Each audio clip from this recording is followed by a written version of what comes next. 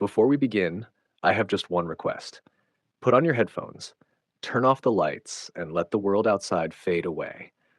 Because some stories aren't just meant to be heard, they're meant to be felt. Every whisper, every breath, every sound behind you might not be just in the story. So, are you ready? Let's begin. Title: Voices in the Static. It started with the static, a soft hiss, like a whisper too quiet to hear, hiding in the dead space between television channels. It crept in slowly, late at night, when the world was quiet and the lights dimmed low. At first, David barely noticed it, a flicker of white noise, a hum behind the silence. But then it spoke. David Travers was a quiet man, 39 years old, divorced. His two-bedroom house on the edge of the forest was too big for him now, but he liked the solitude. A small fireplace, a record player from the 70s, and stacks of VHS tapes cluttered his living room. He preferred analog. Something about the crackle, the imperfection. It felt more real. He worked from home as a freelance archivist, restoring old film reels and audio tapes. The work paid little, but it gave him purpose and silence. At least, it used to. The first time he heard the voice, it was just after midnight. He'd been digitizing a 1963 reel marked property of WHRZ, an old local radio station long since defunct. It was brittle tape, dusty and warping with age. The broadcast was uneventful at first. A jazz song, a weather report, some guy named Gary Bishop talking about the cold front sweeping in from the north. But then, about 36 minutes in, the reel went silent. No static, no signal loss, just nothing. David squinted at the waveform on his monitor, flat, and then it spiked. A sudden burst of static, loud enough to make him flinch. He rewound, listened again, and then he heard it, a voice, buried in the hiss, whispering something that chilled him to the bone. "Can you hear me now?" David yanked off his headphones. He sat in silence for a long time, staring at the flickering waveform. The room felt colder. The fire behind him had dimmed, and suddenly he didn't want to be alone. He tried to shake it off. Pareidolia, auditory hallucination. The mind finds patterns where there are none. But that night, as he lay in bed, the static returned.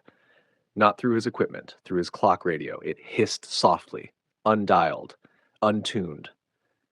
He hadn't even turned it on, and somewhere beneath the white noise, a voice called out again, "David, wake up."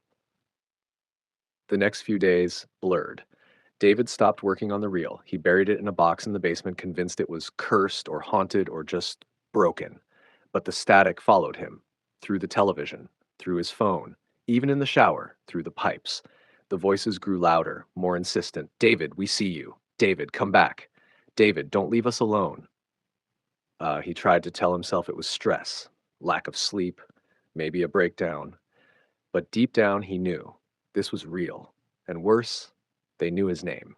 He stopped sleeping. He covered his electronics with blankets, threw his radio into the fireplace, and unplugged the router. But the static didn't stop. One night, he woke to the sound of the TV turning on by itself, a blue screen of death, the harsh glow painting shadows across the room. He staggered out of bed, trembling, only to see words forming in the flickering haze of static. "Tune in to remember." Then a flash, not just noise, but images.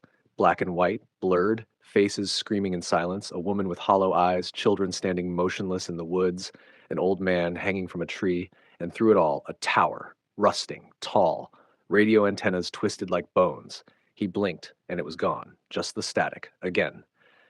The next morning, David drove to the town library. He needed answers. He dug through old newspaper clippings and microfilm records. The name WHRZ popped up only a few times. A local broadcast tower shut down in 1964 after a mysterious fire. The cause unknown. But what disturbed David most was the final broadcast log. March 3rd, 1964. Final signal, 11:59 p.m. No record of transmission. All staff presumed dead. And listed among the staff was a name he recognized from the reel. Gary Bishop, technician, signal operator. Status missing. David couldn't breathe. This wasn't some prank, some glitch in the tape. This was real. That night, the static screamed. The sound filled the house, bleeding from walls, ceilings, vents. He covered his ears, but it didn't help. The voices weren't in the air, they were in his head. "You heard us. You opened the channel. Now, come home." The floorboards groaned, the lights flickered, doors slammed open on their own, shadows moved where there should be none. This would have happened, and then the static cleared, and a clear voice spoke directly to him. There's a tower in the forest. You remember? You've always remembered. And suddenly, David did. He was 8 years old. A family picnic, balloons, laughter, the crackle of a transistor radio. He'd wandered off into the woods, following a hum, a noise that only he could hear. He'd found a tower, tall, iron, abandoned, except it wasn't. Someone had been inside, calling to him. And then, nothing. He woke up hours later, crying, clothes torn, with no memory of what happened. His parents never spoke of it, but his mother, before she died, once whispered something strange. You never came back from those woods. Not all of you. The next morning, David packed a flashlight, a recorder, and his father's old hunting knife, and he walked into the forest. The snow crunched underfoot, trees groaned in the wind. The deeper he went, the more the noise returned. Faint static, echoes of whispers. His breath turned to mist as the cold deepened, and then he saw it. The tower, rusting, covered in vines, a skeletal husk of transmission. But the lights were still on, red, pulsing like a heartbeat. David climbed, rung after rung, his fingers freezing, knuckles splitting. The wind howled like a dying animal. Near the top, he found the door, ajar, and inside, tapes, dozens of them, hundreds, labeled with names. Sarah Dunn, 1957. Michael Crowley, 1961. Emily Travers, 1964. His mother, David's heart pounded. He dug through the stacks. One tape sat alone, separate from the rest. David Travers, incomplete transmission. He inserted the tape into the reel and pressed play. The voice that came through was not his own, but it knew him. We called you once before. You heard us as a boy, but they took you back. Now you're ready. David screamed, Why me? What do you want? And the voice answered, To be remembered. The static grew violent. The room began to shake. Light burst from the ceiling as the equipment flared to life. The tower was broadcasting again, and from every speaker, every wire, every coil, the dead spoke, Play us.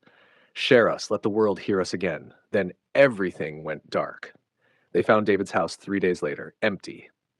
His recorder was still running, static, and beneath it, hundreds of voices, crying, screaming, begging, and one voice, clear as a bell, whispering, Do you hear it too?